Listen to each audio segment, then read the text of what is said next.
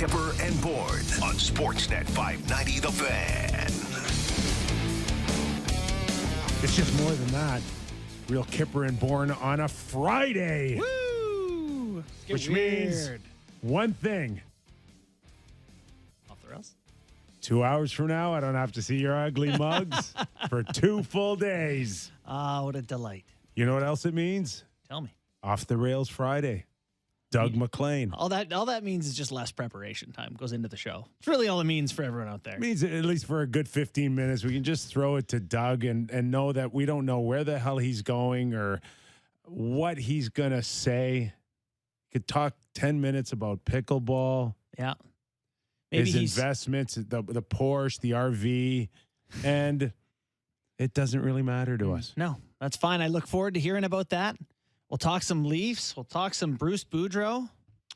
In the second hour, Maxime Lapierre, former NHLer, co-host of Sammy, help me out here.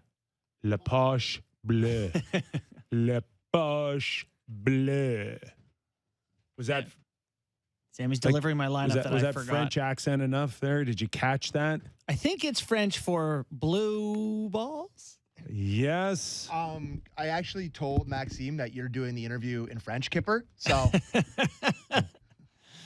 Bonjour. Je m'appelle Justin. What else you got for me? Don't look at me. You got any French at all for me? Un petit peu. Okay. I think Close that enough. means a little bit. That, of course, is geared towards the Leafs, Montreal, Saturday night. Always exciting. Is always it fun. still? I think so. I'm excited. It is. And it doesn't really matter that Montreal's in the bottom of the standings. There's something still there.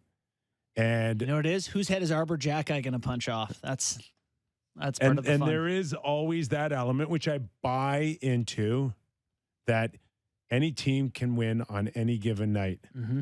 What we know for sure is not any given team can make the playoffs after 35 games in the regular Not season. even close. That we know for sure. 3-point system, tough to climb the ladder. Nick Kypreos, Justin Bourne, Derek Brandeo, Jen Rolnick, and Sammy McKee. We're here for the next 2 hours for your sheer enjoyment. Mm-hmm. Kyper, I played at a classic Toronto barn this morning at 7 a.m. St. Mike's Arena. I'd never played there before. Incredible. Never No, I've played at St. Mike's Arena before. I've played in a million Toronto barns. I've played all over the city, but I got invited to play at a skate there this morning. 7 a.m. puck drop. You got kids now? You got up at 7 a.m.? It's just a great time to play hockey. It's awesome. You've been there to... Never stepped foot. Why? I cannot believe that you're a Toronto guy and you never stepped ice or been there to watch a game. So the thing that blew me away was... The corners. And that they played junior... They had an OHL team in that arena, which is crazy. We used to practice there all the time. It's Leafs. We just jump in a TTC bus and they take us down there. And it's an amazing What do you mean jump in a TTC bus? Like public transit with other people? No. They would... it would be a TTC bus, but they rent it for an hour. Okay. That's good. The city can make a little money off the Leafs. In full gear. Oh, I love that. I played we'd stop at red minors. lights. I did my share of traveling in equipment. We'd stop at red lights, and there'd be people thinking that they're going to get on the bus, and they'd look at the door, and then there'd be Wendell Clark or Doug Gilmore going, no, next bus, and they're like, okay, are my eyes playing tricks on me? Was that Wendell or Doug Gilmore telling me to go and wait for the next bus? Well, that's great. There's actually when the Leafs. Remember they used to do that outdoor practice? Have they done that in a while? Feels like a Babs thing. They used to do it at. They used to do it at Jake Gardner's family's thing. They used to do it at Nathan Phillips Square. Okay. They used to have the outdoor practice, and they would go from the Scotiabank Arena up to Nathan Phillips Square. So it's just up it's super easy on the subway. But there's a really amazing photo that someone took of Freddie Anderson. I wish I could know how to look it up. There's a picture of Freddie Anderson in full gear, sitting with like commuters sitting beside him. I love that. Like it's such a classic photo. It kind of sticks out, represents Toronto. I love that. Anyways. All community right there. I love it. Just love it. Love it. Did you love last night? 4-1. Sounds like it was a convincing win, and there were portions of it where you liked it a lot, but where did it overall stand for you? couple good signs for me right off the bat, and we'll get into this in more detail. But Austin, Samsonov in net. JB, let's start with you on the 4-1 win last night by the Toronto Maple Leafs. You know, I think you look at the shots, and a lot of people would be like, Winnipeg took it to them, and they did. I thought Winnipeg really came out and looked really good in the first period, but the quality of chances that the Leafs generated, you know, they're too good. They're too good to not score a few goals on those looks, and they played, you know, they didn't give up a ton the other way. Sammy was really good. You know, I have this theory about elite players. If you're one of the NHL teams that has a few elite players on it, which I don't know how many teams have more than one, not that many. There's a few games a year where you just win because your elite guys did something elite. You know, like Matthews goes out and does what he does. Marner gets a shorty, and it's like, okay, well, now you're leading the game, and it's easy to play when you're up. They have elite guys. That, to me, was an elite guy win. You know, like the Winnipeg Jets have some elite guys, but not quite on Matthews and Marner level. Before we pick up maybe what Sammy and I think about Matthews last night, let's go to Sheldon Keefe for a Kyper's Clipper and get a sense of what he saw out of his star centerman. I'm sorry? What did you notice just about him taking over? I noticed the puck hit the mesh. You can play the second Matthews clip. It's probably the game that's looked closest to him last year in terms of him dangerous, in terms of the way the puck went in the net and a few of the other chances that he had as well. I mean, he could have had 4 or 5 tonight. So, I mean, I would say that, but I don't know if I would say it's his most complete game. He's played a lot of really good hockey despite not playing at the same rate offensively that he has last season. Okay, so in a nutshell, Sheldon really kind of validated all those weeks and months that we sat and said, Doesn't look just because it doesn't look like Austin. I know we were like heathens for suggesting it, but he didn't. He didn't. And last night he did. He did. And you know what? It wasn't the goals for me that made him look that way. It was bringing the puck up through the neutral zone with speed, fast. And he hasn't looked fast to me. The first period play where he picked the puck up in his own zone, Willie's on his flank, and he's got the shoulders going, the head's up, he's skating hard, flies it out to the half boards where Willie is, and then he goes straight to the net with his stick on the ice, and Willie finds him.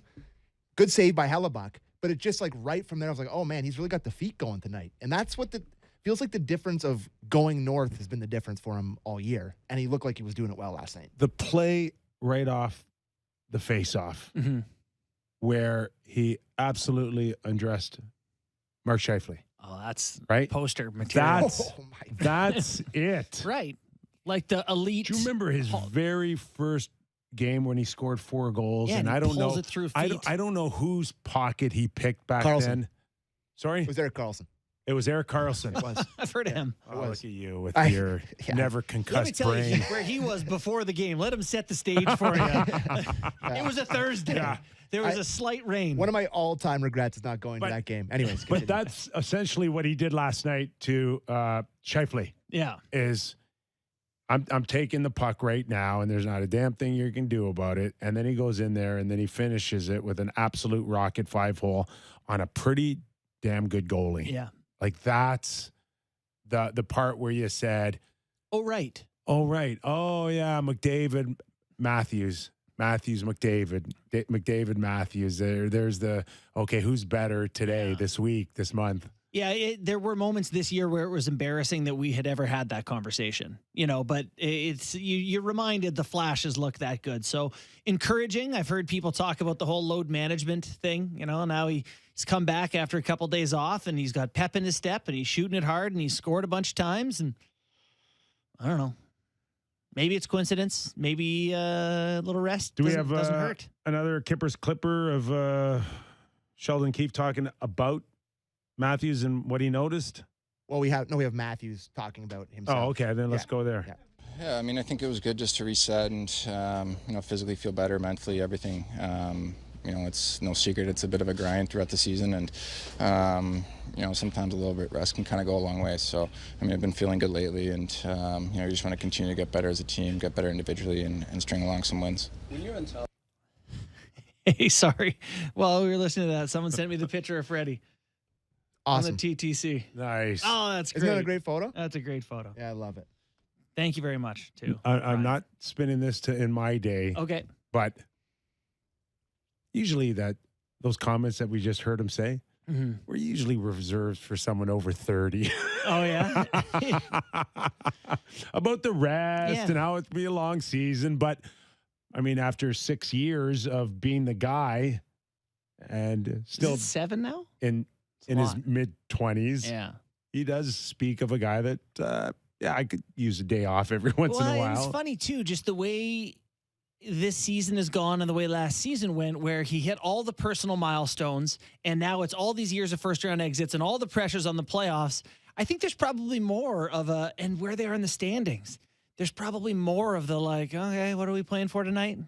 So as early as last week, we had heard he's not 100%, and there is something that could be lingering. And then there's this week that suggests a couple of days off kind of cleaned everything up. Is that what we're led to believe? I guess if you have a bad back, and I'm the only one guessing that, but and it feels better and you can move better. I'm not on the back train. You think rest? Doctor said I need a backiotomy.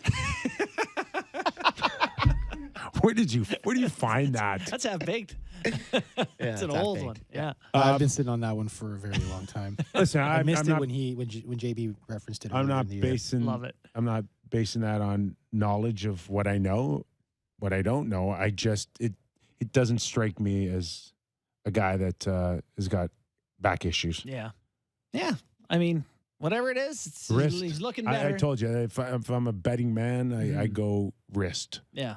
Okay. Well, I mean, we'll keep an eye on it, but we'll see if he needs more days off. The question is, how do you get this Matthews on April 19th or whatever the first That's all game that of matters. playoffs is? Like, do you need 2 days off the week before? Perfect. Give it to him. Right. Like, what do you need? How do we set you up to be this version? We've got All-Star break. We do know that he's going. They announced it last night. Sense what I'm getting is he wants to go. Really? I don't think he gets announced if he doesn't want to go. Yeah, Or you think he- they go to him first? And, Or he wants to now, revisit that if he wants to take the days off, he'll do it a little later. That's not the way these things work behind the scenes. I can Yeah. assure you How that. about Willie Nylander not getting in? That shock you? Yeah, you know what? We'll talk about Okay. the All-Star and all of that a little later on in the show. I don't want to Agreed. get into that Agreed. right now. Yeah. But there is a sense that he does feel better, and whatever possibly has been bothering him is a thing of the past, which means, to your point, in the grand scheme of things, is this what we're going to see in the back half now? More days off? Or is this a guy that can get back on the, I don't know, should I say 50-goal pace? So he's on pace for, I think, 44, 45, somewhere in that realm right now with 24. What's a hat trick do to that? I know. On the weekend? Yeah. Well, if he's got, 38 games left and Is that where it he can seems like score his a goal game's per heading? pace, or goal per game pace. Is that where is it heading there? Or would you like to see a long stretch here where he can score 12 goals in 10 games? Would that make you feel better going into? Yes. I would like that very much. Yeah. I just want him to. I think he gets 50. I think that's a fair prediction. It was a breath of fresh air to see him look like that last night. And I really do like what you guys said off the top about how people were saying, oh, he's the same guy. Oh, look at these metrics. Look at these metrics. And then his coach comes out and it's like, yeah, that was nice. Sounds more like it. That was fun. I enjoyed that. So really good night for Matthews. He's currently 15th in the league in scoring. He's 15 behind McDavid. Is there any chance? 15 goals. 15 goals back of McDavid. How high can he climb? With McDavid on pace for 70. Yeah. Yeah. I don't think that's a possibility. I think he'll probably finish 10 to 12 goals behind McDavid. I still when think it's he all gets said into and the done. top 5 in the league. He's 7 goals out of the top 5. Anyway. Another night where it's Matthews and Marner leading the charge. An amazing shorthanded goal by Mitch Marner last night. Let's go to Sheldon's thoughts on what he saw out of that goal. He's just a very good player. He's got great instincts. Great instincts, first of all, to create the turnover, to catch you in the transition, to go the other way. You know, you look at the play he makes tonight. I mean, he's just reading where that puck's going to go, and he's there to meet it and catches you going the other way. And love that.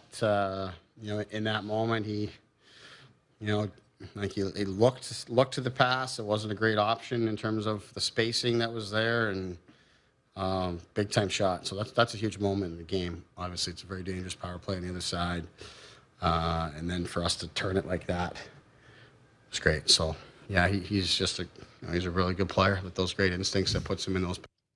Was it ever? Yeah, a great play. I love it. It's almost as if he understands and reads the game probably as good as anyone I've ever watched, to be honest with you. Mm-hmm. Like, even in my era, like, he is so smart that he can almost, and on that play, it's like he baits you to do what he wants you to do. Mm-hmm. That's why he's first over the boards on the PK. He really, I think, I actually wonder why more offensive players can't utilize their ability to see the game defensively.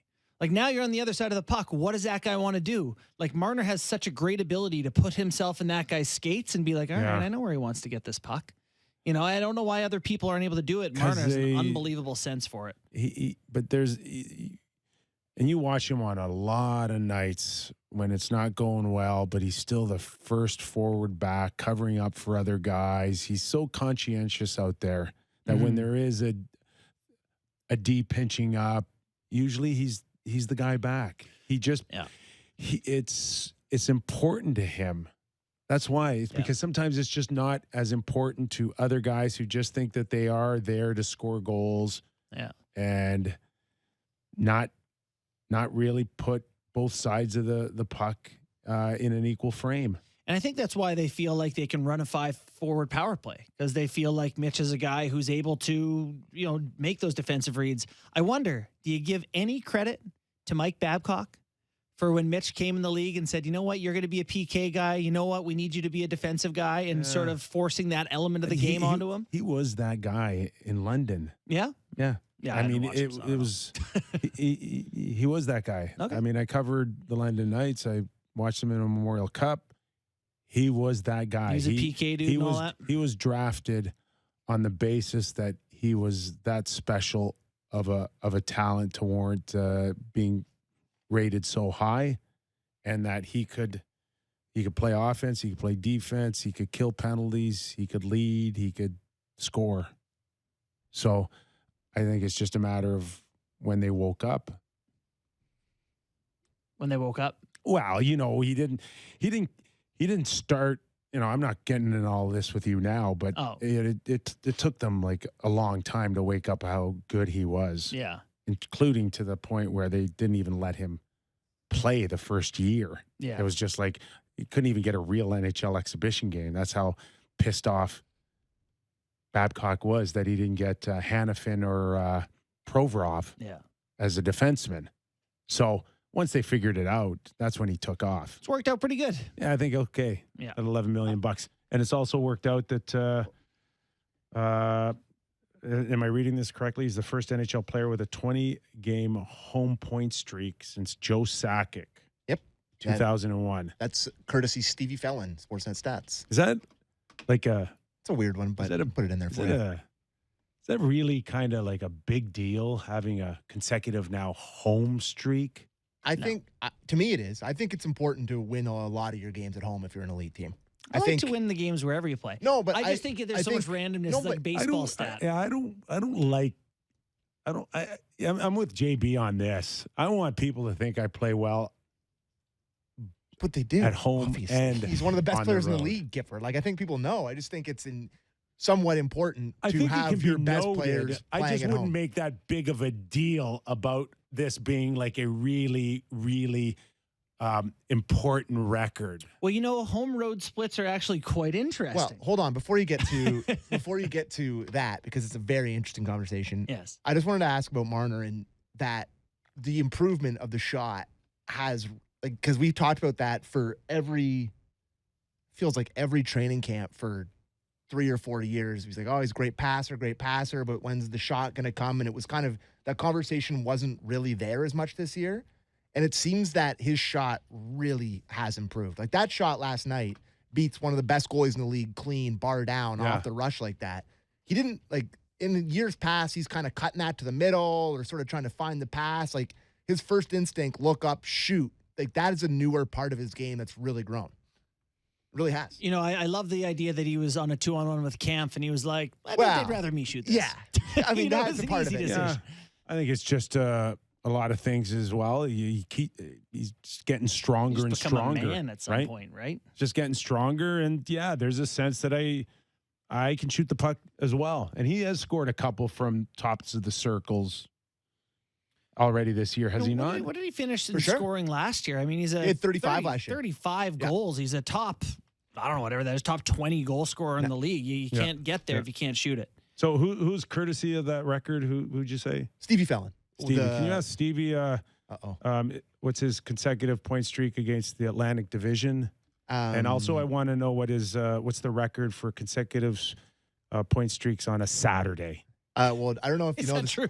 I don't know. I'm just trying to make shit up. But it is extremely baseball to be like left-handed pitchers in October in this a is where we're going here field with these records when the now. wind blows. Well, I just, as an aside, it's a big NFL weekend this weekend. Trevor Lawrence going up against the Kansas City Chiefs on Saturday, 3:05. In Buffalo? No, it's in Kansas City. That's where the Kansas City Chiefs play. Trevor Lawrence is the quarterback for the Jacksonville Jaguars. 41-0 on Saturdays. So 41-0 on Saturdays. There you go. Just a little note for you. All right. That's for just a quick story on like home and away, home and road. So I'm in my first year. I think it was Lindy Ruff, who's now the head coach in New Jersey, and I think we're playing Buffalo one night, and I don't know if it was Neil Sheehy, and there was like an offside face-off, and Neil just stands up, and he's about 5 feet from Lindy Ruff, and he says, "Yep, Ruff at home and Lindy on the road." And I'm like, there you go. That's why you don't want to be known as a guy that only plays well at home. There. That's a hell of a chirp. Unique. Credit where credit's due. Yep. All right. Samsonov, ready to go again Saturday night, 2 in a row, and this isn't back-to-back. What do we make out? Oh, before we get into that, let's just talk about last night.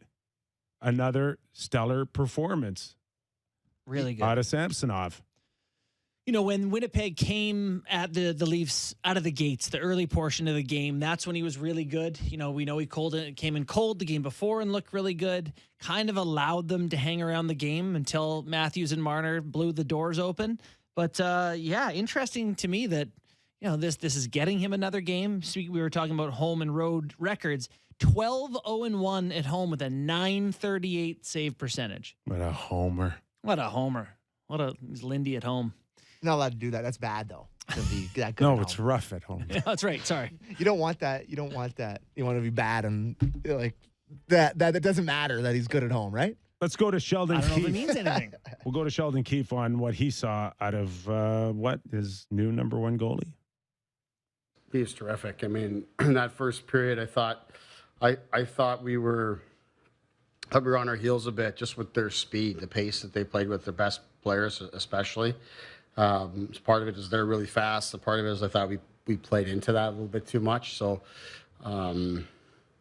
Sammy had to be really strong. I thought we did a good job of not allowing a lot of the shots a lot of the shots he faced, you know, were straight on. They're still dangerous shots. They're really good shooters, but we didn't allow much in terms of side to side or getting in behind us and in clean.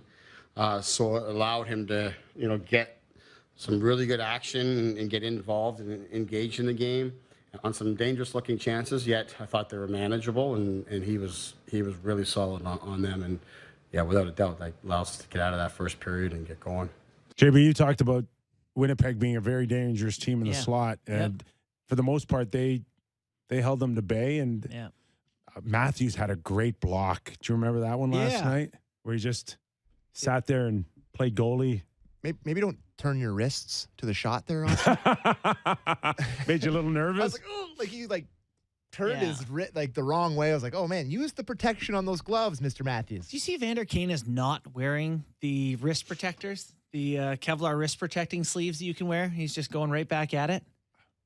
What are the odds, he's saying? Well, I know. It's not none. But it probably zero. Not zero. Well, you've been playing it one way for a long time and really good at it. Probably drives you nuts. Gets you all. You got to make. You get to keep playing if you have wrists. Did you get out of last night that Samsonov was telling everyone, this is my net, I want it? I think that's probably what he was wanting to tell everybody. But this goaltender situation has been so fluid, it's hard to know which direction it's going to go in. Like I would not be surprised if tomorrow night he goes out there and lets a stinker. You know, like it's just, I don't know. It just feels like it's so unpredictable both ways. Like Our group chat, our YouTube chat has him at a 60% of the people have him as the starter for the Leafs now. Okay. 30% have a tandem and 10% have Murray as the guy. Hold on for a second. Last I checked. Okay, because this is, to me, you know, we've got a lot of Kippers Clippers all week. Mm-hmm. This is the one that I'm going to remember this week the most. Okay. And this is Sheldon talking about his goalies and maybe some thought behind where this thing has been, where it's at, and maybe where it's going. Let's have a listen. Yeah, I don't have a theory, no. Other than to say, I think, you know, the way the schedule has fallen for each of them, that's just sort of the way the games have gone. And, you know, they found their groove in each of those spots. It wasn't a plan or anything like that for us going into the season. It's just kind of how the schedule fell. And we've been, you know, pretty much alternating. And at times there's some doubling up there. But, yeah, it's definitely a thing. It's something we're looking at, as we've talked about a little bit with Murray. We're trying to get him a little more action at home. We've been trying to, you know, look to get Samsonov some time on the road and all these kind of things. But whatever it is, I'll take it. We don't have a theory, and it's something that we're going to look into. And it's like, okay, we don't really have a game plan, but we're just going to kind of roll along with it. This is the throwing stuff at the wall stuff we talked about yesterday. Listen, there's enough of a sample size here now with the home road stuff that you press. Like you're on a heater. Sorry, get the electric shock. Sorry, electric heater shock. jar. Yeah, sorry, heater jar. They were doing okay. You're quick on that. I think you just kind of got to ride this out. I guess they're going in the face of that by playing Samsonov tomorrow night in Montreal. But to me, Don't want to get him some looks on the road. it's something that I'm starting to get really nervous now about that this conversation is the same one we're going to have at the end of March. I know, Kev. And I know. I feel the same way. There's a chance Don't want to that be sitting here doing that. what the goaltending situation looked like for the Toronto Maple Leafs for the first 40 is going to look exactly the same way. They're going to get their wins. They're going to get their points. Matthews may get 50 goals. Marner may hit 100 points. And yet we're going to still feel the same way about the goaltending situation as we do today. What would you say? Well, here's You do at here. least last year you felt like Jack Campbell might be the worst goalie in the league. You don't feel like that about either of these guys, you know, assuming things kind of continue the way they have been going. But no, it's not comfortable. There'd be a quicker pull in playoffs, though, wouldn't it? But the difference is that you knew Jack Campbell Was was the guy. in, and you hoped like hell he could catch fire and get you out of the first round. He came close. It just didn't happen. Yeah, he was fine. It wasn't horrible, but you knew it was Jack. Is that better than having an option if it's not going well for a guy? that's a great question. I Justin. think We will find out. Stay tuned. I do believe, though, that it's just one less thing to think about. Listen, I'm for a the 1A. players I'm a starter guy. That you know who that guy is. I'm a starter guy. I don't like tandem. Can I go on the other side of this? Please. You know who's better? Just play him. Like if you're when you get to the playoffs, Do you know who's better? No. Like by the time the playoff starts, you're gonna see who has better numbers. It's gonna be established. Somebody will be. There's two sides to this, Sammy. But you go in the first game. Hey, that guy plays like crap. Other guy goes in. I don't think there's that much to think about. We may know who might be better physically by the end, but we might not know who's stronger mentally. Well, and also if one guy's a 920 and one guy's a 910, but the 910 guys played better the last 2 games, who's better? You know, like it's a crapshoot. And to your point, if you start with the wrong guy and you lose by a squeaky, stinky goal, now you're down 1. And you're hoping the other guy's not bad too. This is the most, to me, this is like such a meaningless conversation. It's just whatever guy. You're a meaningless conversation. No, like I don't like. This guy's the guy. Whoever makes the goddamn saves is the guy. I do not care. And it's like only it were that simple. It is that the simple. difference is what you can base it on during the regular season. Do you have faith that the guy's going to bounce back? Even if he has a stinker and give him the consecutive start. Do you remember how quickly Ilya Samsonov was crying in his you bail? If I am being completely honest, I have exactly zero faith in either of these guys. So to me, it's... You said earlier, though, that you like that Matt Murray, even after a bad game, is like willing to... So game 1 against the Tampa Bay Lightning at Scotiabank Arena, they win the game. Whoever that goalie is gets to play again. They lose the first game, the other goalie plays. 5-4 with 3 bad goals, do you still put if they win? If they win 5-4 and one guy gives up 4 bad wins, goals? You get to go again. That's the dumbest. That is the dumbest thing in sports. And you know what else happens, Sammy? On the basis guy that plays bad, maybe they both have mediocre back-to-back games, both of them. Then you got you bailing on both of them and crapping all over the team. So you'd rather stuck with anyone in the process. So you'd rather just have Jack Campbell with his .604 save percentage in playoff overtime for the Leafs. Just stick him back out there. Like I'd much rather move on. I'd much rather have 2 good goalies or 2 decent goalies than one bad one who's your starter. Like I don't know. This conversation is just, to me. Anyways, can we read into anything that they're coming back to Samsonov, and if he has another solid start, that he starts playing 2 out of 3? You know, I think it might be McKee. He could win 10-9 tonight and start the next game. And for the rest tomorrow. of the month, they're going into the All-Star break. You're telling Matt Murray, no, sorry, you had your opportunities. The last 3 weeks have not been good for you. You had 4 your opportunities. goals. He's like, I'm a 920. What Listen, do you want? but 915 or whatever he is. Or does Sheldon try to play both sides of it until he gets to the place that Sammy's talking about? Yeah. Like, oh, no. Matt Murray's been great. It's us. We only pulled him because of the reaction that we wanted to get from the rest of the team. It really had nothing to do with him. Yeah. Or do you just push towards Samsonov if he's that good and let him gain that longevity, that long stretch? Yeah. What do you do? I don't know the answer. I am interested. We have a quote from Keefe on playing them as home and road goalies, like actually using that way. We played it. We did. Yeah, play that one. We did. That was the one that I said. He's like my Uncle Louis sitting in the Tim Hortons having a coffee talking about it. Yeah. All right. Sounds right. I just I don't know why it's such a big deal to have to put in the other goalie. It's not. Listen, the Leafs are going to play well enough defensively that they've shown this year that they're a better defensive unit. They have great. It's not going to come down to one of the goalies, if you ask me. It's going to come down to the top guys against Tampa Bay, like it always does. Oh, listen, they got horrible goaltending last year in the playoffs. Jack Campbell was. Yes, he was. What do you have, an 890 in the first round? He was terrible. And it's guess what? They had terrible goaltending last year, and they were a whisper away from beating them. Right? So, anyways. Love it. I love it. Do you? Yeah. Well, that's what you got to hope. Listen, no matter what Samsonov or Matt Murray do between now and the end of the season, they will not get the edge against Vasilevsky or Allmark. No. And honestly, right? the chances are both healthy in round one. They're like 38%. Can you close the gap?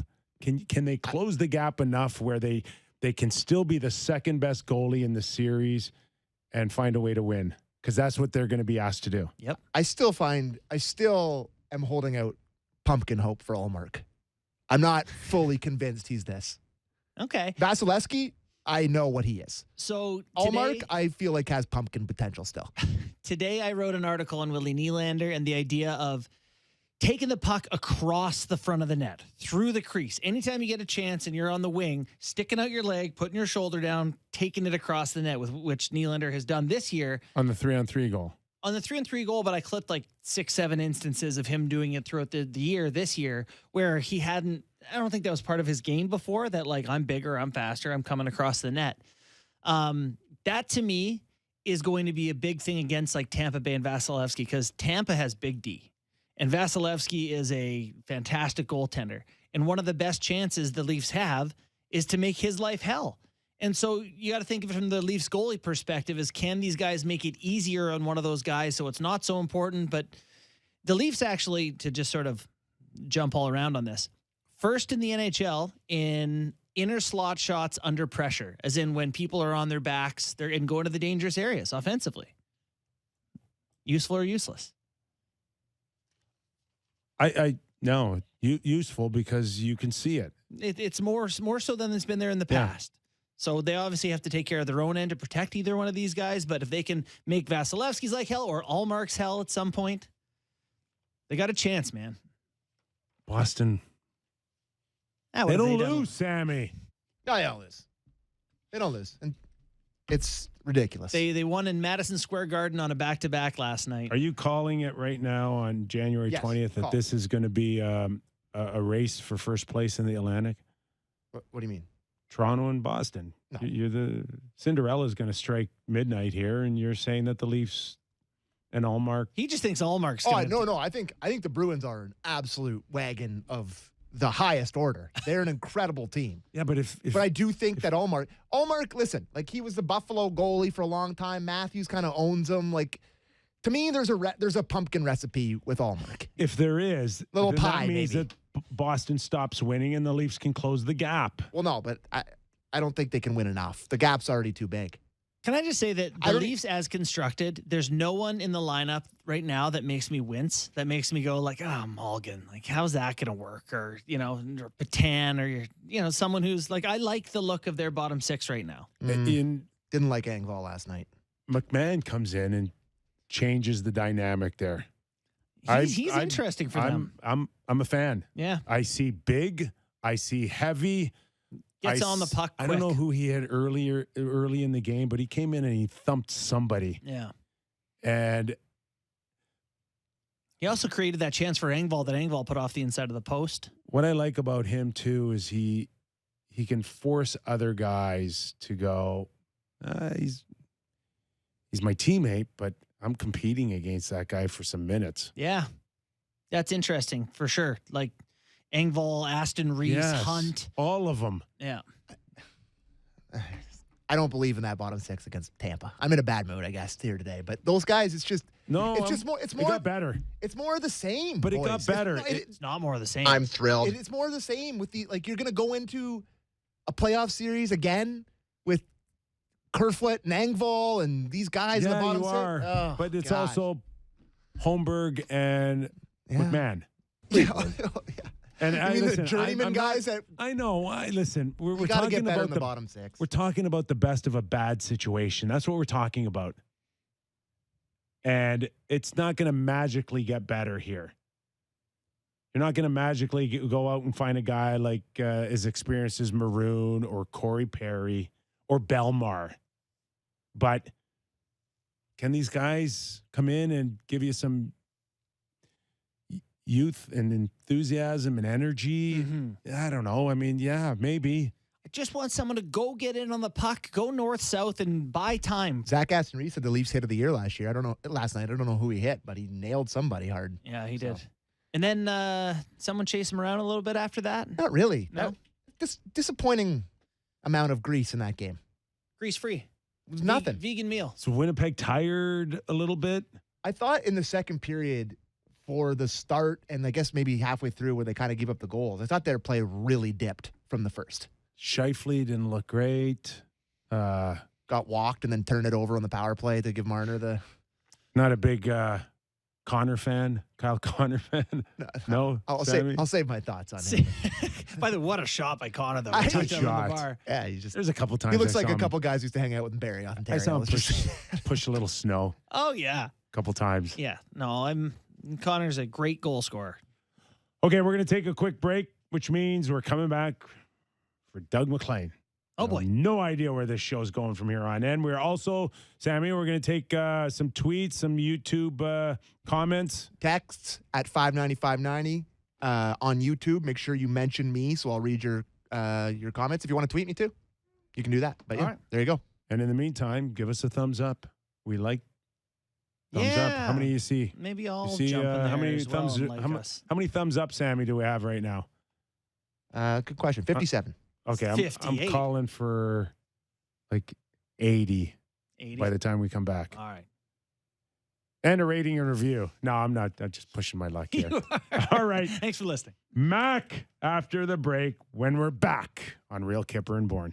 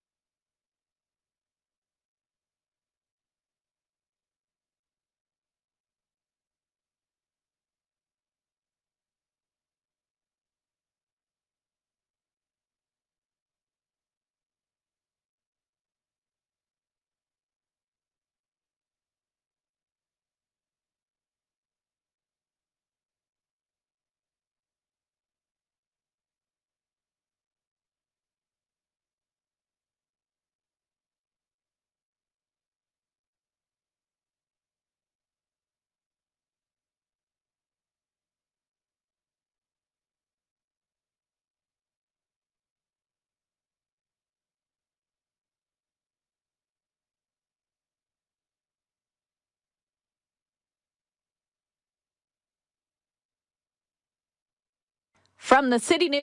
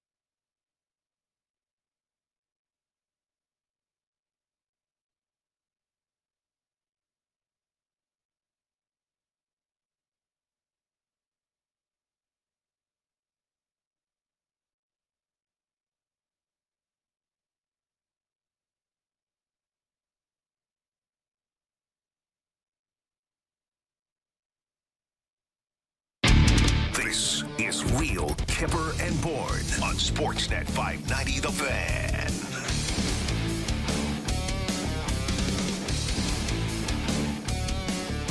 Just before going to break, I called out all our YouTube followers and I asked them to up our thumbs up. We're at 57, Sammy. Sammy's busy doing stuff. 57, and I asked to I asked to get to 80. We're like almost 150. Wow. What? I underestimated YouTube. Yeah. I shouldn't have done that. I apologize. Thanks, everyone. Appreciate it. See how Keeps us popular employed. we are? That's what our boss checks in every day and goes, 80. I don't really like him. 150? All right. You know, in his heyday, probably would have had a few thumbs up, but probably more thumbs down is our next guest, Doug McLean, former NHL president, GM, head coach, and lead analyst for Sportsnet. Ratings must be struggling. You need me on? Always on a Friday when we stop caring. Just a great way to send. Just a great way to send it off for the weekend. That's right. You know? That's right. And did you do your homework last night? Focusing. I'm having trouble focusing. I'm watching. I got the stock market on here, looking at the stocks and trying to focus on hockey. And I just looked. I looked tonight. What about Pittsburgh and Ottawa tonight? How big a game is that for both those teams, especially Ottawa, if they want to get in and make some subtle changes on some buying here for a change for this organization at the deadline? Matt Dubb. Anyway, it's your show. It's your show. No, I'm okay. We've got you for the next little while. We're not going anywhere anytime soon. And you got to work for your not money. What else do you work for? I'll accolades. Tell you what. Accolades. I tell you what. My pickleball game, because of it's got to be the yoga that's changed my athletic prowess, because my golf game has gone to another level. My pickleball has gone to another level. Like now I'm a feared in our condo building here. I'm a feared pickleballer now in the unit. Who did you play? It's amazing. Who did you tweet a picture of playing pickleball? Who's that guy? Because I thought it was an ad for the movie Cocoon. You couldn't see what it says. Jill got me the T-shirt. We got myself the T-shirt and Gary, our friend from Connecticut, the T-shirt. And it says on top of it, professional dinkers. And in case you're not aware, dinking is when you play right at the net and you go back and forth over the net. That's called dinking. So she got me this shirt, professional dinker. Okay, we're going to get into Toronto. We promise everybody. Because I got nowhere to go after your dinking comment. But before that, Ottawa, Matt Dumba, he's been linked to Ottawa, healthy scratch the other day. Do you really buy that Ottawa, where they're sitting in the standings, would make a move like that? Well, you know what? I guess you look at Ottawa and you say, when's the last time they had a playoff appearance, a playoff run? It's really, I'm sure it's got to be weighing on them there. When is the right time to pull the trigger here to try to get them in the playoffs and do some damage once they get in there? You like their team. You like their young group. They paid their young guys a lot. They brought in, we've talked about DeBrincat. They brought these guys in. This is, to me, they've got to make the play. They're not like the Leafs anymore. You know, the Leafs when they're trying to get in after being so dreadful. I mean, this is big for Ottawa to try and get in. But when is the right time to pull the trigger to bring in a Dumba and pay a big price for him? They got assets they can move, and there's no doubt about that. But when is the right time? And I think it's, they've got to look if they can win tonight against Pittsburgh and get closer. But this is a grind to get in. Them and Florida are in a dogfight to get into the playoffs, along with a couple of other teams. I mean, Buffalo's still in the mix here as well. So, that's the challenge. When do you do that? And Dorian, to me, He's had a great summer. He walked around. I mean, he had to buy all new clothes because his chest was puffed out so far with all the moves this summer. So now it's pressure to get in, So, and DJ needs a playoff performance. So I'm hoping they're going to get in, but I don't know if they can. And I don't know, over the next few weeks, they got to make a big decision. Maybe Deb can help him out, who helps get you guys. Get Deb Berman to set him up. For sure. What's the deal with Ottawa's got to get in the playoffs? We're talking about this. They're 8 points out of playoffs right now. They got 8 teams to get over, or 6 teams, or whatever it is. No. Is this, Doug, about like trying to sell the hockey team, or is it about trying to win games? You know what it's about? It's about saving your job. Okay. And as great a job as Pierre Dorian did, he's got new ownership coming in. I mean, if you make the playoffs, then it's a no-brainer. He probably gets to keep his job, but it's hard to believe that his job is probably on the line with new ownership coming in, because lots of times they like to bring their own hockey people in, or at least the top of the food chain hockey guys in. So, I don't want to see anybody lose their job. But there's a lot of pressure in Ottawa to get in, and I like a lot of things they did, but you know what? We've talked all year. They've been looking for a defenseman for 5 months, and all last summer, to fit with their group. So I don't know when, but to bring in an unrestricted free agent, I don't know that that's the move they should be making. We're talking to So Doug McLean. Dumba, but anyway, we'll see. Okay, can I go now? Sure. We're talking to Doug McLean, former NHL president, GM, and head coach, and top dink over 70 in the Elite Florida League. Dinker, sorry. Dinker. Yeah. Mac, we saw Samsonov come in relief against the Florida Panthers, do a heck of a job last night against Winnipeg, starting against Montreal. Is there time now in the back half to groom this guy to get ready to face Tampa Bay Lightning?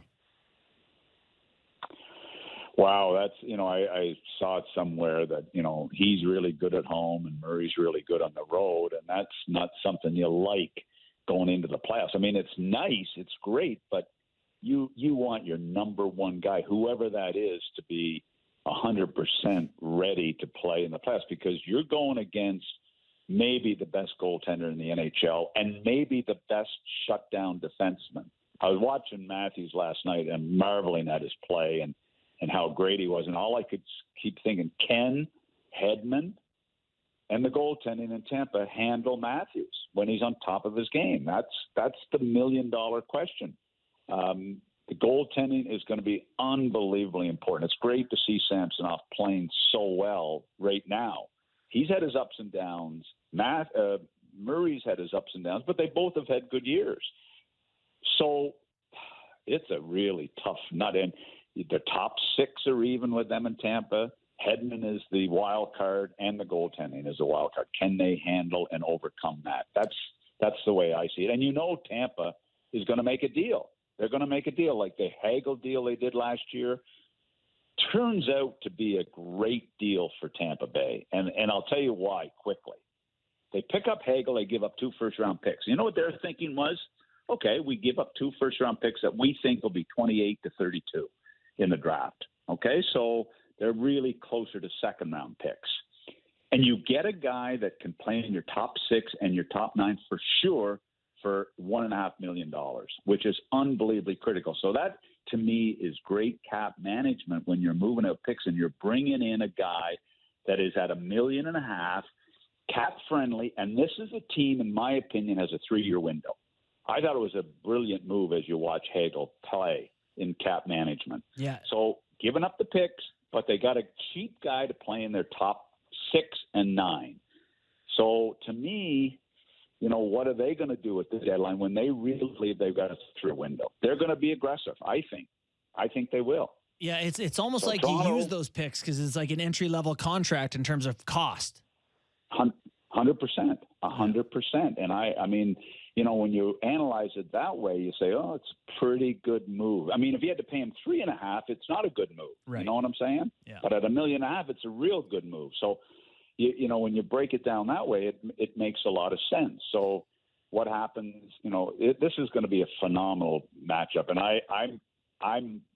am I picking Toronto to win? I sort of am, but geez, home ice is critical, but there's a lot of ifs. All right, well, let me take you across the continent then to the Vancouver situation. We have to get your thoughts on what's going on here. You've been in every role, coach, president, GM. Right now, it's just such a mess. And poor Bruce Boudreau's out there damn near in tears in an interview today. What is Jim Rutherford doing? What are the Canucks doing in Vancouver? It reminds me when I was close to getting fired in Columbus, and my executive assistant brings in an envelope and I say, what's this? She said, well, it just came in the mail. And I looked and it was from Craig Patrick, and he was applying for my job. Come on. It was his resume. Stop it. Resume for the ownership. And I'm thinking of Bruce. I'm thinking, oh, well, poor Craig. I mean, Craig's a friend of mine, but he wanted a job. And, I guess he thought I was getting fired. He was applying for my job. Look, I don't like the fact that Jimmy threw Bruce under the bus a year ago.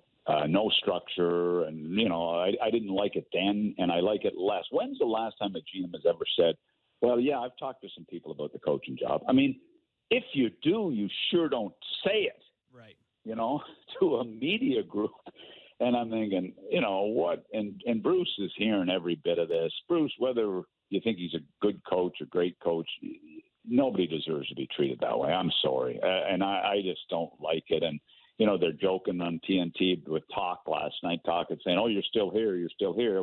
Everybody knows he had to give 30 days notice at TNT, so what's really going on here, And I like Rick Tocchet, but his resume certainly doesn't jump out at me as being a savior for the Vancouver Canucks. As I said the other day, Thatcher Demko's won 3 games this year, and he's got a save percentage in the 800s. And so all 3 of their goaltenders are under 900 save percentage. Talk about coaching. What about the goaltending? Other problems they have. So I didn't really like it. And I like Jimmy Rutherford. I like him. He's a friend of mine. But, oh, man, I just don't get what's going on there. It's just it's bizarre. We've known Jimmy, anyway. Mac, we've known Jimmy for a long time.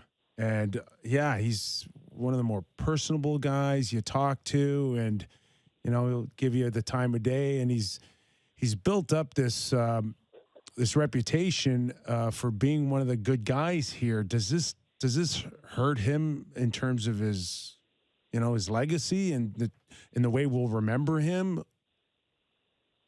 Well, I look, Jimmy's a Hall of Famer. He's won cups.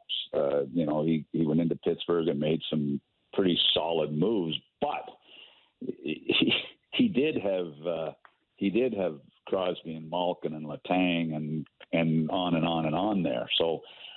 Look, Jimmy's a good man, and he's it's just that the pressure in Vancouver is over the top. I've never seen a market that gets scrutinized like Vancouver does. It is unbelievable. But it's different than Toronto.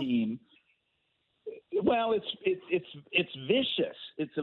Toronto have got great fans that support. This is a tough market, and this is a team that go to the Final Four with Travis Green. And then they give away Markstrom for nothing, Tanev, Edler, Toffoli. I mean, come on. Well, look what they gave away. And all of a sudden they're wondering why they're not as good. They signed T.J. Miller to their deal, and now they don't have the money to sign Horvat, who's one, to me, God, he was going crave to have in your organization, You okay? Anyway. Can you just I'm great. Pick either be in the hot tub or out, but every time you jump in and out of it, we lose you. I said to Jill, I may have to come out on the patio to do this interview. She's trying to read out there, and she said, if you come out and talk on this patio because you don't have good service in your den, you're in big trouble. So you got to take what I can give you. Can you put Jill on? We'll just have Jill on for a segment. It seemed, Mac, when we first started talking about teams tanking, it would be like, no, yeah, we've got too much pride, and you're not supposed to do that. And then as the years went by, it became more acceptable, and to the point where now teams even admit it almost. Yeah. You know. And I just don't understand for one second at this point of the season for Vancouver, again, to your point a little bit, why race out there and hire Rick Tocchet next week? Why just not bring in maybe Mike Yeo to clean it up and revisit everything in the summer? I agree 100%. And I don't want to see a guy like Rick not get a job. But why? When you've got Connor Bedard, a Vancouver guy who really wants to play for the Vancouver Canucks, sitting out there, and as Jimmy said, they said, why aren't you tanking? He said, well, I thought we were tanking. I mean, we've got 10 teams in the NHL that are having meetings every day about tanking. 10 teams. When have we had 10 teams saying, oh, we should tank? Like, come on. This is the new NHL. Let's tank. Let's tank. It's mind-boggling to me, but that's what the NHL is now. It's tank to improve, I guess. Yeah, I know. And now, if you're not trying to lose, people are like, "Aren't you trying to win?" It's almost gone completely backwards.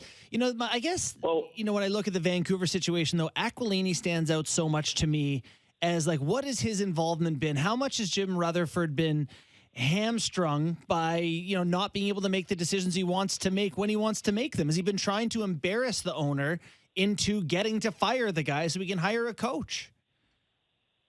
I don't think Aquilini would say one word to Jim Rutherford. I really believe that. There's not a snowball's chance you bring Jimmy Rutherford in, who's won 3 Stanley Cups as an owner, and you stand over him.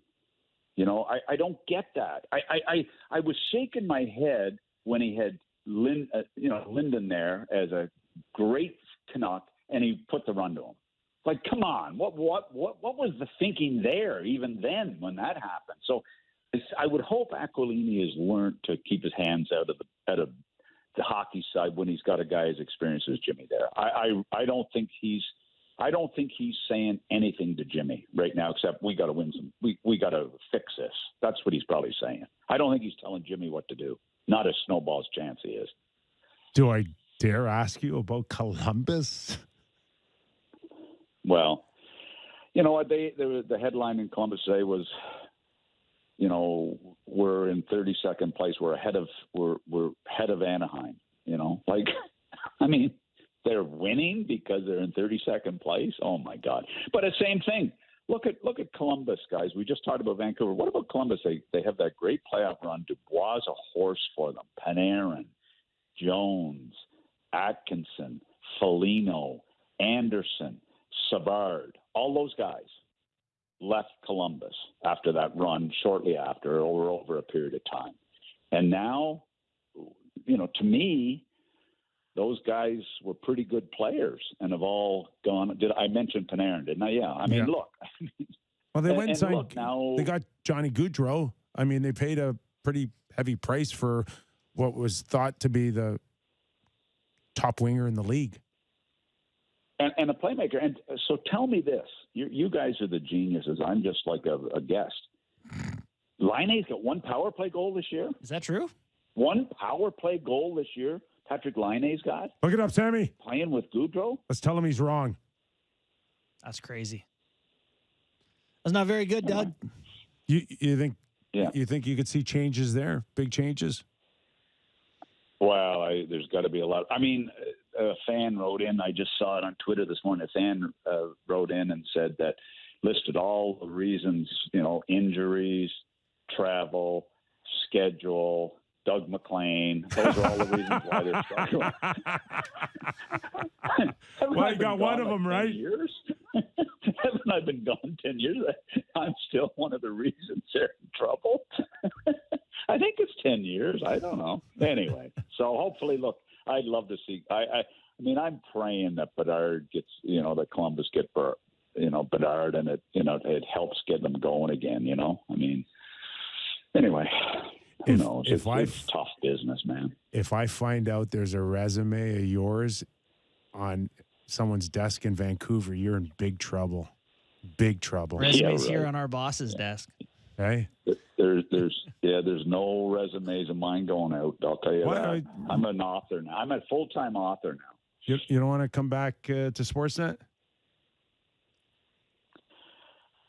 Are you serious? When I get up, bracing myself for impact on that. you know, as you get older, you have prostate issues, and you have to get up in the middle of the night and use the bathroom. And so I'm up using the bathroom at 4:30 in the morning there a couple of weeks ago, and I'm thinking to myself as I'm standing there, I'm thinking, 3 years ago I would have been up waiting now for my Uber to go to the Toronto airport so I could fly to Toronto to help Kypreos look good. Like, no, I'm good. I'm good. I don't even know where to go after that. Okay, so just keep your resume to yourself then. That's fine. Exactly.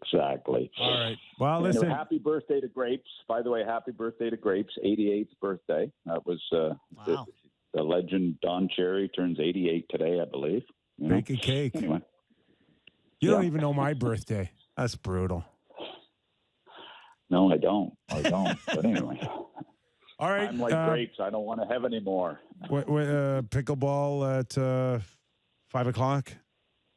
What's up? I had a big match today, and this guy that's he's like I told you, I'm becoming a threat here, but this guy that beat us this morning, he's 78, so I got to continue to work on my game, but it's coming. It's improving. All right, go away. Good luck with all that dinking out there, Doug. Yeah, you dinker. Take care, guys. You're doing a great job. I love listening to you when I'm on. Yeah. See you later. When I'm on. Take care. See ya, Doug McLean. That's a great line. Look at this picture you got when I Googled your birthday. This is what they've chosen for you on the internet. Know. By the way, Nick Kypreos, people also search for me, Doug, Jeff Merrick. All right. I don't know how you feel about that. Is it the golf photo? No, it's him. I don't know, looking like he's half asleep on the. Oh yeah, that one. Handsome, but I have picked up the vibe that it's kind of dissipating a little bit, but there is a time when you two can look at me and get a little nervous about something I might say. Oh yeah, okay, that's fair. Yeah. Okay. But you get one every Friday when he comes on this show. And I see it every Friday around 3:45. It's like, and Sammy, Sammy's like, just please, nobody get us fired in this show. Please, I need this job. I like to flip up the table and hide behind it when Doug's when you said that thing about Sportsnet, and then he went quiet Deep for that, breath. I was like, oh boy. Barney said it best. I was bracing for impact too. I was like, oh God, hold on, baby. God, that was funny today. Holy. Anything you want to pick up on Vancouver, or we'll do that after the break? I do think we need more time. Let's do that after Maxime. Okay, we got Maxime Lapierre. Ponche bleu. Ponche bleu. Don't say it like that when we have him, okay? I don't know. How do I say it? Le Ponche bleu. It's not that hard. Le Ponche bleu. The blue punch. There you go. You're good. Habs rebuild. Marty St. Louis, Slavoski, Cole Caulfield not going to the All-Star game. Yeah. What's he got? 27? Yeah, the league definitely wants him over there. Quiet. David Pastrnak and Austin Matthews. Yeah, I'm sure they'd rather have Cole Caulfield. How many goals does he have? 27? Who cares? The lack of Montreal Canadian respect out of Sammy right there. Well, I wouldn't expect any We different. get Maxime to talk about Sammy after the break. You're watching, listening, Real Kyper and Bourne on Off the Rails Friday.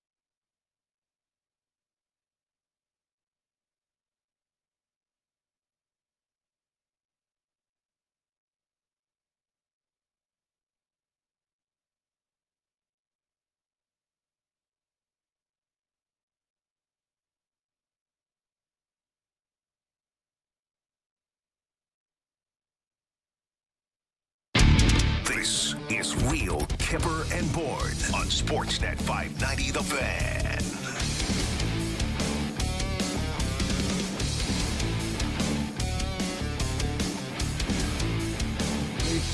Montreal Canadiens.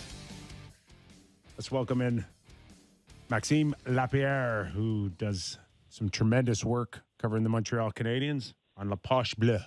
Did I say that correctly? Let's go to Maxime on that. Maxime?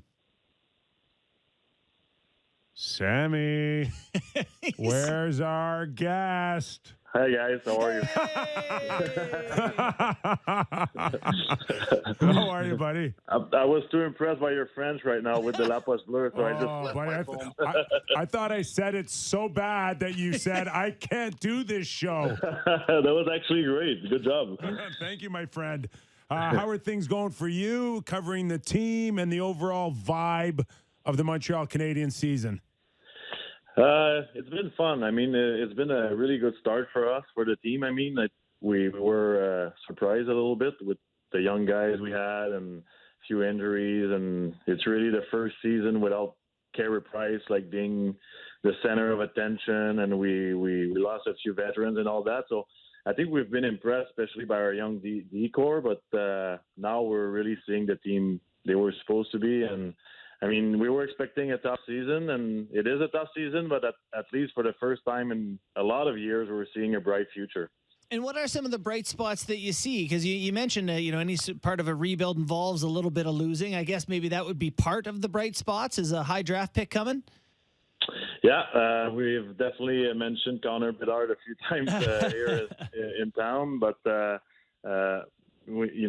focus is on this guy a lot. But there's so many good players coming in the next draft. So I think the Canadiens, with all the young guys they already have, it's a really important year when you're talking about the draft. And hopefully I don't want to say they keep losing, but they keep sticking to the plan, because still when the first time Gorton and Kent Hughes, they came in town, they were talking about respecting a plan of developing players and be patient, and I think that's what they're doing. And it's a really tough market to do that, to be honest, guys, because it's easy to critique the team and just saying we cannot afford to lose again. But this year I feel like Kent Hughes just did his half-season commentary this week, and they don't show anything. They don't show sign that they're going to change direction, and I respect that, because the reality is since '93, when we won the Cup, we never had a team that's an actual real contender to win the Stanley Cup. And is there a sense that the Montreal Canadiens fans are on board? They're not used to this. In other markets they are, but to actually tell you that we're not contending, there are no Stanley Cups in the near future, and you're just going to have to be patient. Is there a feeling like this could go for 2 or 3 years before it kicks back in, or the sense is that the fans would like to see them maybe as early as next year play meaningful games? I don't know what that means. Maybe even knocking on the door of the playoffs. Yeah, that's a good point. And I think starting next year, from the feeling I have anyway in the city, I think starting next year we need to see a big step in the right direction.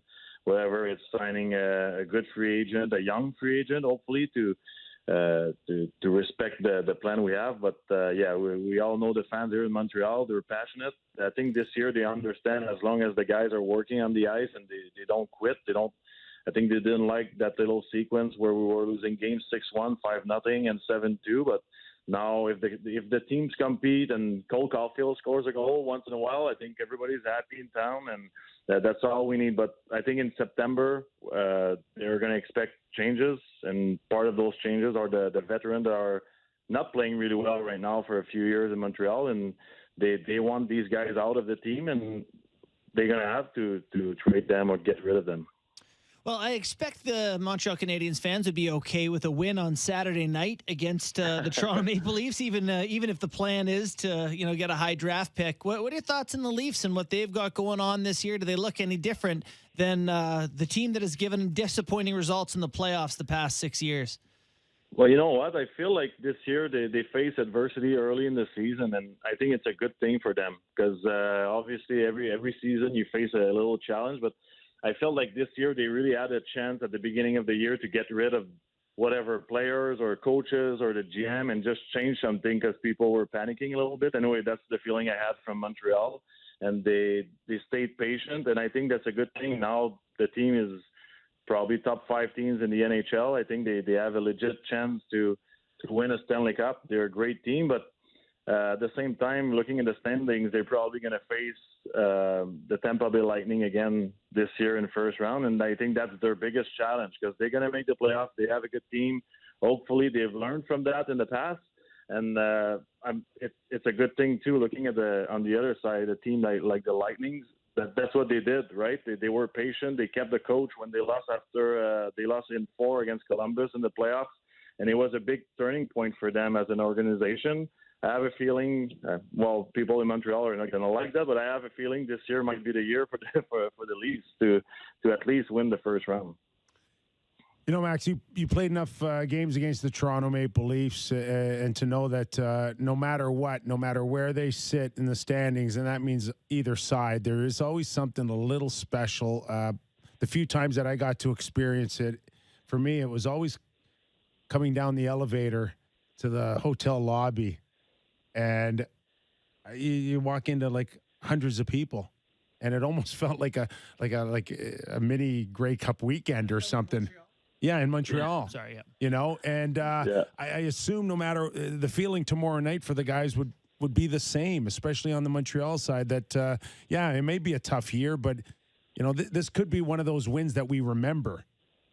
Yeah, I think those are definitely the little victories that you want to have during the season, and it's I think it's great for hockey. And you're so right. Every time there's a big game, and whether it's in Montreal or Toronto, you feel like everybody just took their car and drove either to Toronto or Montreal to support their team, and it's basically like you forget the season. You just think about the history of the two teams, and you don't even care about the standings. You don't care who scored the goals. It's just about chirping your friends from Toronto or getting chirped by your friends in Montreal, and it's those are great matchups. And at the same time, this year I feel for young guys, whether it's Suzuki or Caulfield, it's great to see guys in Toronto the way they change over the years. You look at a guy like Marner, Matthews, even Nylander. I think they got so much better if you compare to 3 years ago, and it's a good way or a good place to look at for young guys, the young guys we have in Montreal, because we forget that they're great hockey players in Toronto. It's not because they didn't win the first round in the playoffs that they're bad hockey players, and just the way they skate, the way they handle the puck, they're more physical, I think, more responsible defensively, and there's definitely a lesson to be learned from those players. What have you made of the evolution of Cole Caulfield this season? Guys putting the pucks in the net at an extremely high rate. And with that, what do you expect a next contract to look like for him? Yeah, he definitely took a big step this year. I mean, last 2 years when he came with the team, he was basically always waiting to receive a pass or to just get a free scoring chance. And now I feel like he's working hard for them. His skating really got way better. He's way stronger on his skates. I think he always been really agile on the ice, but now I feel like he's stronger when he goes on the forecheck, and he definitely learned a lot from Marty St. Louis about how you have to behave on the ice, even if you're a star player, and he's just going to get better from that. Now the contract talk, obviously, that's the hot topic in town right now. I had a discussion with my good buddy here, Guillaume Latendresse, about that. We think he's definitely going to ask for more money than Nick Suzuki if he's on a pace to score 50 goals. I mean, scoring 50 goals in the NHL, you basically compare your contract to maybe 5, 6, 7 guys in the NHL. Like, it's rare to have a goal scorer like that. So I would say the minimum is going to accept is $8 million a year for sure. I don't know about the length of the contract, but if I were him, I would definitely not accept less money than that. Max, I had heard about 6 weeks ago that they were really pushing that Nick's our captain. He's at 7-8. It's not a good look if you pass him. We need you around 7.5. Yeah, that's going to be a tough call, and I feel like the longer they're going to wait, I feel it might become a problem, because if he keeps scoring that way, and you're talking about your contract, and you're at 40 goals at one point with maybe 15 games left. What are you going to do? You're not going. I don't think you're going to accept that if you're Cole Caulfield's agent. At least I don't. I might be wrong, but if you're a 50 goal scorer or a 45 goal scorer in the NHL, and let's not forget Nick Suzuki signed this contract when we had issues with the cap and all that, and I feel like now it's got way better after the pandemic and all that, and the cap is going to go up in the next few years. So I'm saying no way he's going to accept the same contract than Nick Suzuki. Wow. Yeah, that's interesting stuff here. It is. Another guy there who gets a lot of attention, and justifiably so right now, is Arbor Jackeye. Would you say, has he been the most pleasant surprise this season as a real contributor? 100%. Yeah. I feel like the emotion he brings to the rink, fans love him. And you know what? Like, we all talk about the great story about the guy that worked at Costco and can fight anybody in the league, but the reality is he's a great hockey player. Like, he skates well, he defends well, he's got a good shot. Even played on the second power play unit here. So he's a really nice project, and he's still very young, being 21 years old. I think he's going to be the glue for this team in the future. You know, you always have your captain, your leadership group, but there's always that funny guy that does everything for his team. And every time he talks in the dressing room, everybody respects him. I think that's Arbor Jackeye for us. He's going to be a very, very important piece in being part of that core unit. Right now we have Suzuki, Caulfield, Kirby Dach that's playing really well lately. Goulet, I think Goulet he's a type of captain, you know, like he came maybe later than Suzuki, but if you look at the team, Suzuki is a captain, but Goulet might as well be a captain in the NHL one day. So things are looking great, guys. I think our decor, I think our forwards, we're going to need at one point other veterans to come in, like younger veterans to come help this team. But with all the prospect, I think the future is bright. Wow. And just again on Jackeye, 21 years old, calling out Gudas, who's 32 and probably got close to 400 or 700 hockey games for not fighting. I'm like, I love this guy. I don't know if you guys watch all the games, but I think he would like to fight 3 times a night. That's his, they're probably holding him back in the dressing room or something, because he wants to fight every hit or every time somebody touches his teammate. He's right there, and you know what? This guy, I think he's enjoying the chance he has to play in the NHL. Didn't get drafted, junior, didn't get drafted in the NHL. I think that's his way to say thank you for giving me a chance, and he's always going to act that way towards the Canadiens organization just because they gave him a first chance. Max, one more for me, and still on the topic of the Montreal and their future. Winnipeg played here last night. Prior to that, they were in Montreal, and I had heard the buzz from the players after the game on Pierre-Luc Dubois ending up being in Montreal was off the charts. What are you hearing? Obviously, I feel like there's interest. Definitely, guys. He's a good player. He's a big player.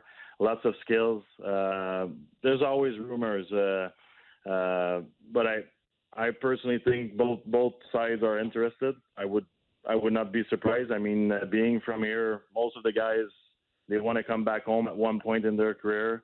I think you would be right there helping that team. Right now, he's doing great in Winnipeg. I think he wants to win a Stanley Cup there because they feel like they have the team to compete all the way this year, and they have a great team. So, but he's a restricted free agent. That's my only concern for the next year. Right? Is at the end of the day, Winnipeg has control on the situation for at least the next year. So I'm not getting excited for now, but obviously I would love to see him in the Canadiens uniform at one point. Yeah, this is really geared towards July of 2024. You're right. He's got one more year, but could easily sign a 1-year contract that will get him to unrestricted free agency a year from this July. Hey, Max, really appreciate your time for doing this, man. Thanks for playing along. Yeah, thanks for having me, guys. Thank you very much. Thanks so much. Max Bye-bye. Lapierre, former NHLer, and the podcast is La Poche Bleue. Let me just say on Radko Gudas, because our boy Sammy's been on Gudas. I got Gudas 35 NHL fights over 10 seasons. He fights about once every 18 games. He's got fights against Delorier, Austin Watson. I mean, it's not a bad fight card. Yeah, Pizzetta. I mean, listen, there's some middleweights on the card too, but there's some heavyweights on the card. So, calling this guy a chicken or whatever. I guess Zach Aston Reed was just too much for him to handle. Well, I think it was a strategic game situation. Oh, you seen him diving last night? Do we have Jack Iyer there? No, I had the clip. I had the quote if you want me to read it. Yeah, I mean, if it's immediately available. I have it right in front of me right this very second. This is Jack Iyer on him not answering the bell. He never does. I don't know what's up with that guy. He'll be taking runs at guys' knees all game. He does play hard. I'll give it to him. But at some point, you've got to show that you're going to be able to do that. So basically, he just said what I said. I will say this about Gudas. 6 feet tall. He's not a huge guy. And his fight card does include Yanni Gord, JT Miller, some guys that are pretty middle-sized. Kyle Palmieri, Ryan Dzingel. So I'll call him a middleweight who's not afraid to once in a while tangle the heavies. Okay. I think picking spots has been around our game for a very long time. Sure. And not many guys willing to fight anyone anytime. But there are times when you just have to step up. I did not watch the game, so I can't specifically speak of it like I could a lot easier with Aston Reese and him Tuesday night. Yeah. But I get what Jack I's talking about, that here I am, I'm 21, and I've watched Ty and a few others of the heavyweight, and just know that there's I'm not going to say there's a torch to be passed, but when there is a young and up-and-coming challenger and the circumstances call for it, you can't duck it. You can't.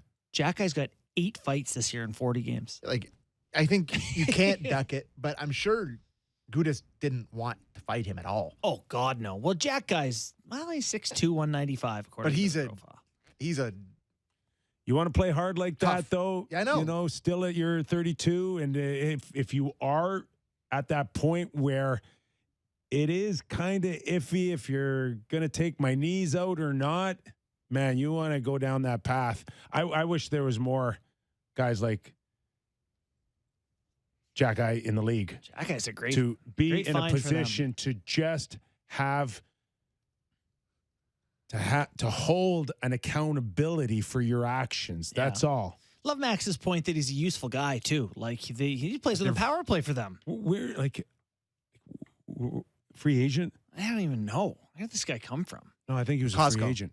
Costco. He was. Yeah.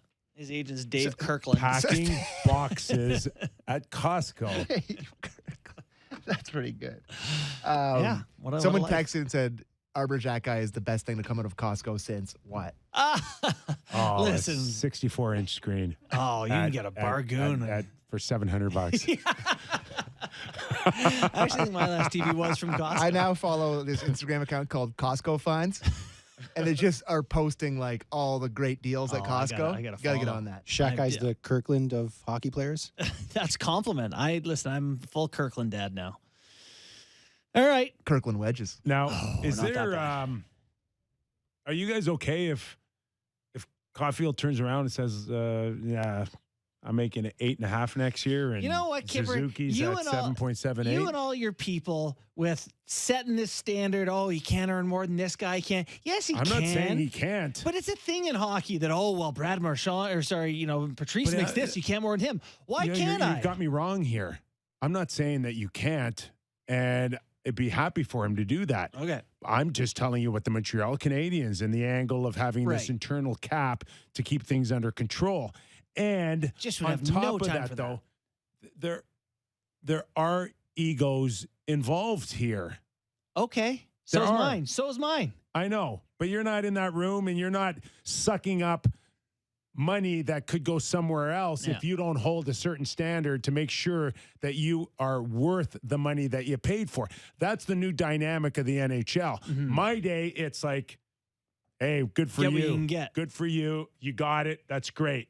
Now it's, okay, you want to ask for that, but how's that affect me? Yeah. And how's it affect the team to win? I just hate the idea that anyone on your team should set a bar. Like, you look around the league, I am paid commensurate to people around the league. Just because a guy on my team is underpaid doesn't mean I also should be underpaid.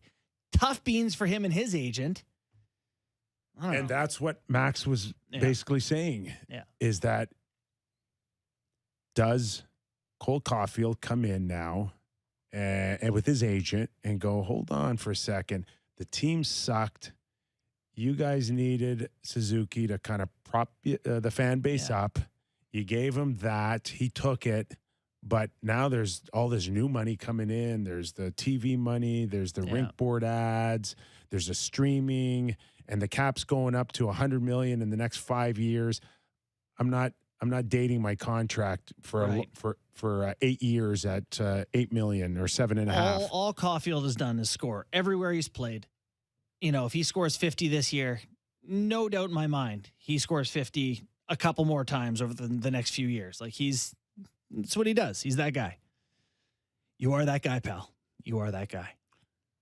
The system stinks. Oh, yeah. The system of the CBA stinks. Yeah. For so many reasons. It gets the players to play off each other. It gets the fans pissed off because there's no trades and nobody can move and there's no the owners are in the Cayman Islands just like listening to everyone claw at home over nickels. The system's clogged. Yeah, it is. It's all jammed up. I think 27 teams within $3 million of the cap or something, whatever the number was yesterday. No bueno. No bueno. Oilers beat the Lightning. What is that? 4 in a row? 5 in a row? 5 in a row. The Oilers get Kane back, and all of a sudden they're a little feisty. They win a lot of games. Zach Hyman on pace for 40 goals, but we don't need to talk about that. Hyman's like a top 20 offensive player in the league. It does, yeah, it does. But you see Maroon kicking people around last night? He did, he roughed up double Connor. Slewy last night. Got Derek Ryan with one, then he got Connor with one. Do you think that knowing what you know about Zach Hyman, that Kyle would love a do-over to give him $5 million? So. I said that earlier this week. I think so. I always wanted to pay him. I wanted to pay him from day one. I just was a big, you looked at his offensive stats and I went, well, he's on a line with Matthews and Marner. Like, who wouldn't get points there? I understand now his other line is very good. But you have to be really good to be the guy they put with really good players. Yes. And he's not disappointed in those roles. He's a guy who can play with them. Denominator here. 3 coaches have been like, this 4. guy's good. 4 coaches. God, Babs. And he drives it to the net. Oh, he's a force. He's so strong. He's a dream power play guy and penalty kill guy. On his skates. He's a gym freak. He's one of those guys, too, that's just like 3% body fat. Well, and like in front of the net, perfect guy on a power play and a perfect penalty. Like, a guy can play in all situations. Yeah. Should have paid him. And he writes children's books. But you had to keep Pierre and Kerfoot for sure. Those guys are definitely more important. You are in a pissy mood, eh? I am a little pissy today. A little pissy. What else did we see? Maroon apologized to Kane in warm-up? Yeah, I thought that was kind of cool. Yeah, I like that. Yeah, I don't care. And then he goes around and starts slewing everybody. He really felt bad about it. I don't know. He's such a dirtbag. I love it. A little bit of an Instagram moment. What's that one? Oh. Yeah. A million times you can go and say something, text them, see him under the between dressing rooms 2 hours before. 100% let's right, just Kipper. Get a little Instagram moment. I like it. I like that take. That's a very good take. Everyone is very able to contact each other outside of warm-ups. So, do we want to play these Bruce Boudreau clips, or do we want to just do some questions? We do. Yeah, we do. We got to play them. We do. So, Bruce have 3 Boudreau is a clips. cute golden retriever puppy that the Canucks are just punting around the office. So, do you want to go in order of the clips from the scrum today? We'll play the first one. He gets asked about his job security. You guys want to hear this clip? All right. Okay, we'll go. Clip I don't one. know yet. I really, I mean, I'd be a fool not to say that I don't know what's going on. But I just, like I said before, you come to work and you realize, how great the game is. Oh, microphone. Yeah. I feel like people have not been left to do their job in that organization. To just say, you coach, you manage, I'll be the president. Feels like there's something else going on. Would you like the second clip? Oh, yeah. Okay, second clip. Well, I didn't say anything today. I mean, but I mean, there might be things said tomorrow. You know, I mean, they know. I mean, you know, there's a lot of media here. I mean, I mean, I've got my wife phoning me saying, "You're not on the ice. Is everything okay?" You know, like, I mean, so you guys are getting it out all over the country. So it's tough not to feel it. But I mean, you just look it. You love it. You want to go do it. And so I mean, that's the way I shut it out. And is basically just, you know, just realizing how much you care about the game and the players. Oh boy. Okay, can we finish this off before we? Last clip. A little emotional just now. What does it mean to you to be a head coach in this league? I'll talk later. Thank you. Thanks, Bruce. Boy, Jesus, Sammy. You want to play some funeral clips here? I said, do you want to do this? Who asked that question, man? She went right to the heart. What's it mean to you to be an They NHL probably head sent coach? the CHCH news reporter down there to get the tough question. God, Oh, that's a Roy Firestone, like, making your guest cry moment right there. Oh, yeah. Well, yeah, and Bruce had a moment there. He's human, and that's what you love about him is he'll always give you that human side. He's not built to, you know, give you a standard answer. The guy will tell you how he feels. There's a quality about him that's so likable. I need like them to let him go, John Cooper to pick him up as an assistant coach for a run to the cup, and Bruce gets to lift the cup this year. That's not happening. No, okay. How about Toronto as assistant coach, maybe?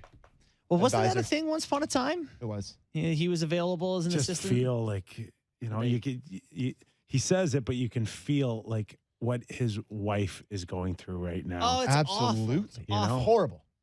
What And they've done to Bruce is shameful. It's just a lack of professional courtesy. That's all. We understand Well said. we understand it's a tough business, right? Yes. Anything is. When you're dealing with the top of anything, broadcasting here, NHL, NFL, Major League Baseball, Google, we get it. We get it. It's tough. Yeah. But like, be a pro about it. Yeah. The way they're treating him is not professional courtesy. Yeah. And Rick Tocchet is coming in. I was like, what are they trying to get Bruce to quit so they don't have to pay him? Like, is that why they're making it so uncomfortable and weird? Come on. Please tell me that's not true. I mean, at this point, a lot of people would quit in this circumstance and say, F you. You know, you're bringing someone in, you're interviewing people while I have the job, then I'm out of here. But then you don't get paid, right? So, did you hear Doug McClain make a comment about a window that Rick Tocchet needed to tell TNT? You know what? I'm glad you brought that up. That caught my ear. He's like, everyone knows Tocchet needs 30 days to tell TNT. And I was like, I didn't. That's the second time I heard that there was something to do with his commitment to TNT that may have held this thing back. Really? Yeah. Wow. That's the second time I You would heard think it. that any TV deal Talk would have signed would have come with an out, you know, knowing that he's going to coach but again. The out Is 30 days. is 30 days, maybe. Right? Have they called you yet to fill a spot or what? You waiting on TNT? I'm comfortable right here. Send your resume. No. Well, Talk's still in Not the a seat. chance. Send a paper resume. I wouldn't have gone on air if I was him. If I knew that they were going to do that to me, and I wonder again if that's contractual, you know, though. I don't know. Some sort of- it's a mess. It's a mess. It's a mess. It's just not. just I don't think it's a a good mess. look from anyone's perspective. I think it's just a bad look all around. Can we get some fun questions? Yeah, all right. After listening to one of the most beloved coaches cry about getting fun. Anyways, the Canucks have now made a coach cry. Has that happened before in the? Anyways, No, we've made people cry on this show. But well, I cry myself to sleep every night. Okay.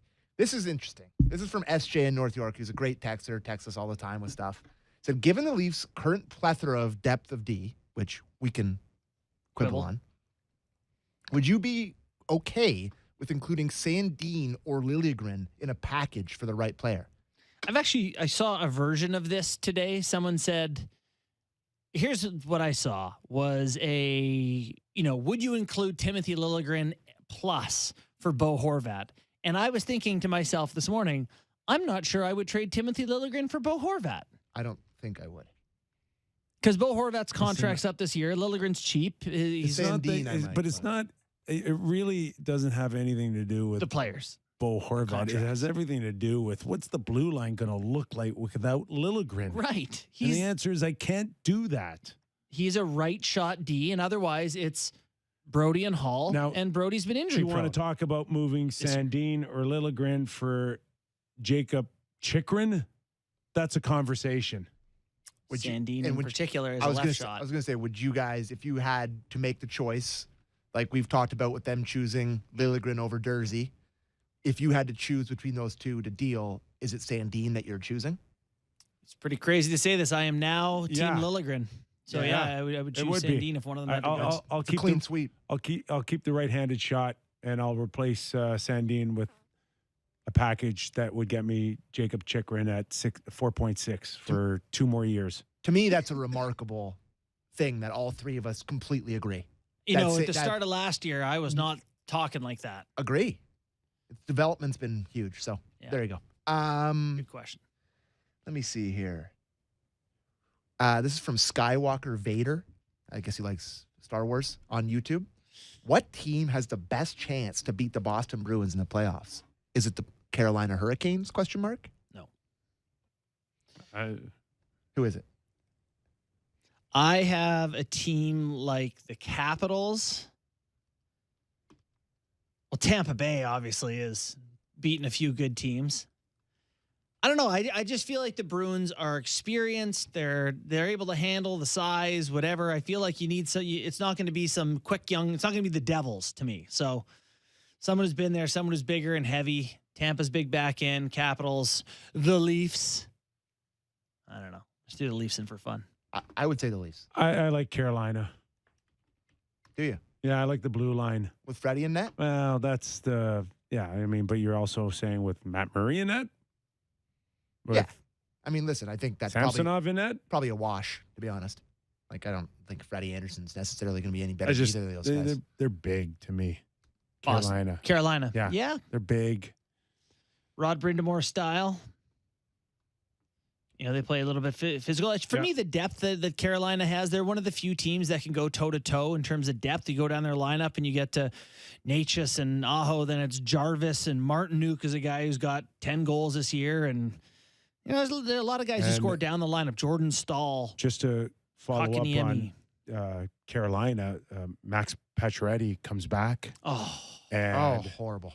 Blows out the same Achilles tendon. Was that it? I actually didn't hear what the actual. That's the impression that I had. He's played 5 games for them and has 3 goals. And he you saw there's non-contact injury. He grabs at his leg. That's horrible.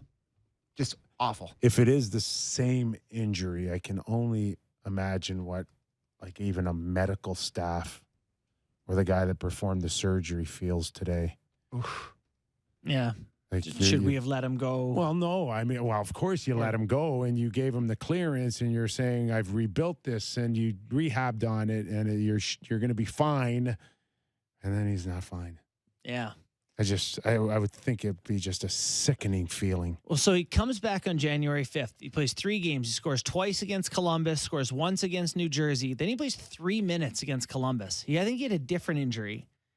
Comes back 7 days later, 1 week later against the Wild and leaves and blows out an Achilles again. So really sad. And for Carolina, one of those things that's like, that was supposed to put them over the top. That one extra guy, that one extra offensive punch in the big games. Devastating for them. And I understand for the player too, obviously. They had him like his cap hits a 7, correct? Yeah. But what were they so if they're LTIR, can they spend that money now? What was their actual salary on him? What were they actually paying him? Because Vegas picked up a chunk of it, didn't they? No, I don't think they did. Oh, it was all their money? Yeah, they didn't trade anything for because him. They only had, they gave him to him for free. He only had the last year here. That's why. Yeah. It wasn't that big of a deal. Yeah.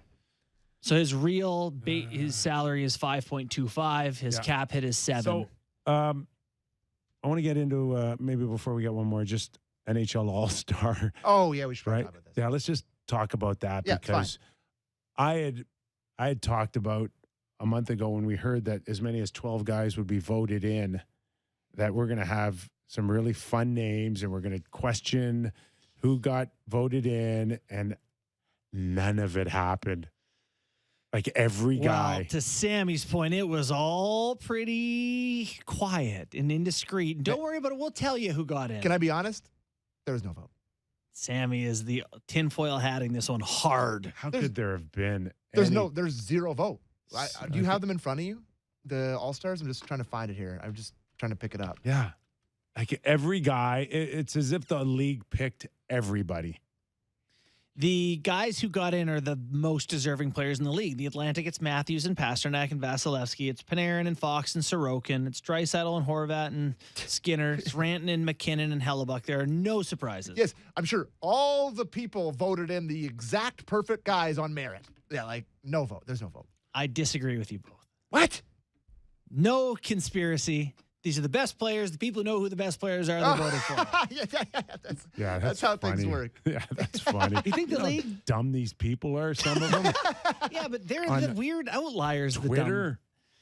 They're one of my favorite. You know the way they act. They got what did all the people that voted for John Scott die during the pandemic? There was no organized campaign that I saw online for anyone. One of my favorite lines is, "Think how dumb the average person is. Half the people are stupider than that." So, which I love. There's something rigged with the most controversy is the players that they originally named to begin with, like Seth Jones. Yeah. No, it's rigged. Meanwhile, that's fine. I'm good. I'm good with this. Yeah. So the good players get to go. Is now many learned from the John Scott experience, and now we're taking. I'm saying there was no coordinated campaign. Seriously. Everyone voted for their own random fool. Everyone's like, "Oh, push for Pontus." He got 11 votes. They didn't even do an update on the votes. No, there wasn't one update. I never saw one thing between the time they announced it until yesterday. And then they put it out like at 10:30 at night or something. Yeah. But I will say, if they did, in fact, there is no real vote and they just picked the guys, full credit to them for, like, you can't give them any blame. They're like, what the fans voted in. We didn't pick it. I'm telling you, based on the rosters that they picked, it's coming next. 5-on-5. Thank God. Why based on the rosters that they picked? Because everything's going to come back to, like, normalcy. Okay. Real all-stars, real players deserving, and playing real hockey. Can I say what do you think? I love that idea. And it's coming to Toronto next year in a real market. It has to be real hockey. Real hockey in a real market. Love it. NHL All-Star is back. Shooting meat pies into a gator's mouth. Can I just say I saw Austin Matthews quoted being named to the All-Star team, and he said, well, it's humbling. No, it's not. I hate that line. Humbling. He's won the Hart Trophy. Yeah, dude, you shot 16 in the net in the NHL. Humbled by going to the All-Star game for the 6th time. Boys, heading north. Owen Sound, Hockey Day in Canada. Hockey Day in Canada. What a grand event. Big day for my hometown. Going up to watch Owen Sound Attack take on the Peterborough Petes tomorrow night. Really excited. Awesome. Really excited. I'm watching. Andy McKee and family. Soak it in. We got the Bills? No, Bills are Sunday. I'll be home in time. Bills, Bengals Sunday, and Cowboys Niners. Give us some picks. Jacksonville. Who else plays? Bills, Cowboys, and I forget what's the other game. I don't know. Oh, Eagles. I can't remember now. It's Friday. I'm off right now. I've already checked out. To all our guests, Maxime Lapierre, Doug McLean, all of you who continue to watch, support, we really appreciate it. Have a safe weekend, and we're back on Monday.